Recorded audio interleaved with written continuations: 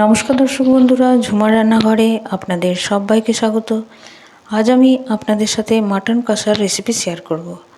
তাহলে আর দেরি না করে চলুন রেসিপিটা দেখে নিই।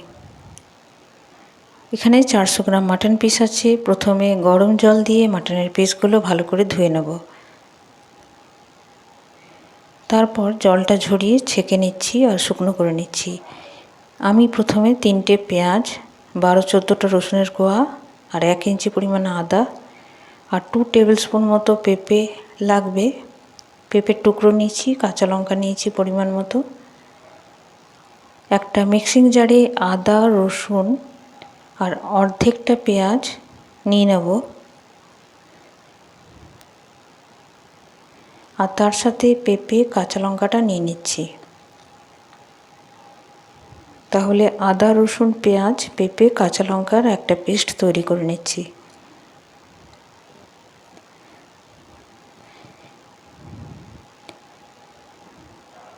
মশলার পেস্টটা এবার মাটনের সাথে বা মাংসর সাথে ভালো করে মাখিয়ে নেব। আমি এইভাবে মশলা মাখানো মাংসটা 2-3 ঘন্টার জন্য ম্যারিনেট করে রেখে দিচ্ছি।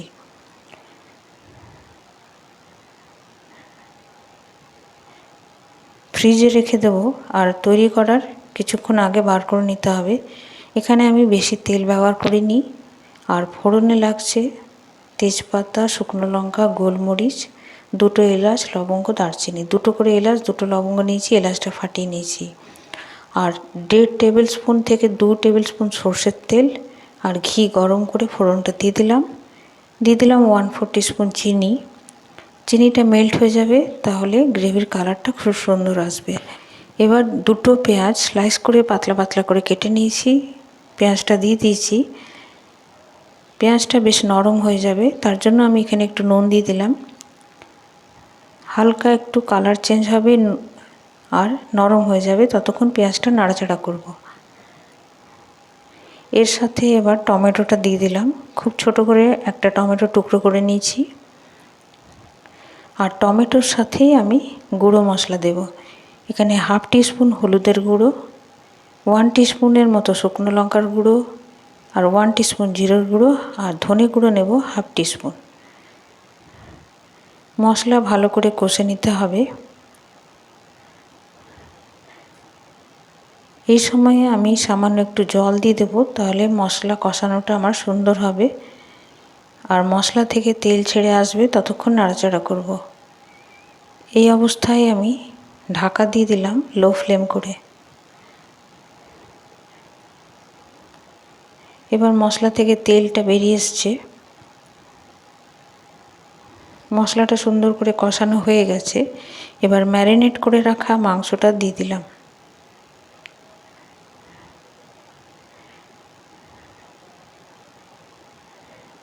এইবার 10 মিনিট হাই ফ্লেমে মাংসটা আর মশলাটা এইভাবে মিশিয়ে নেব, নাড়াচাড়া করব, কষতে থাকব।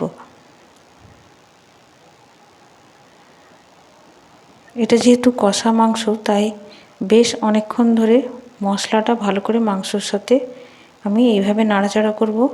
আর শুকনো শুকনো হয়ে যাবে, ভাজা ভাজা হয়ে যাবে, ততক্ষণ নাড়াচাড়া করতে হবে। 10 থেকে 15 মিনিট নাড়াচাড়া করার পর ফ্যাটানো টক দই দিয়ে দিলাম 2 থেকে 3 টেবিল স্পুন। আর টক দই দেওয়ার পর ফ্লেমটা লো করে দেব। ঢাকা দিয়ে দিচ্ছি। 2-3 মিনিট পর ফিরে আসছি।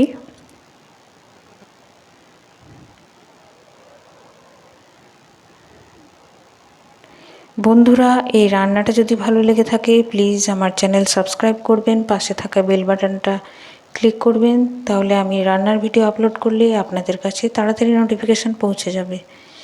এবার পরিমাণ মতো নুনটা দিয়ে দেবো। আর রান্না ভালো লাগলে প্লিজ লাইক এবং শেয়ার করবেন। আর রান্নাটা কেমন হলো কমেন্ট বক্সে আমাকে লিখে জানাতে ভুলবেন না।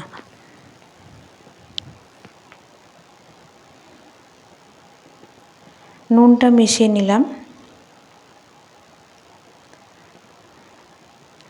এবার 2টো কাঁচা পাকা লঙ্কা, 4টে কাঁচা পাকা লঙ্কা এখানে আমি দিয়ে গরম জল 1 কাপ দিলাম।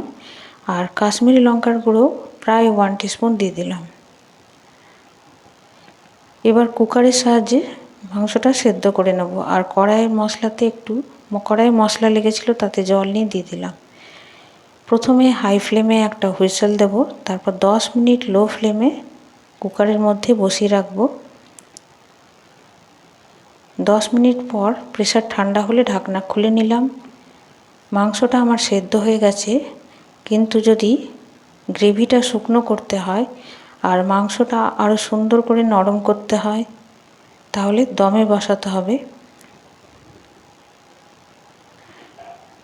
পুরো মশলাটা সুন্দরভাবে মাংসর মধ্যে ঢুকে যাবে, তার জন্য আমি এবার দমে বসিয়ে দেবো।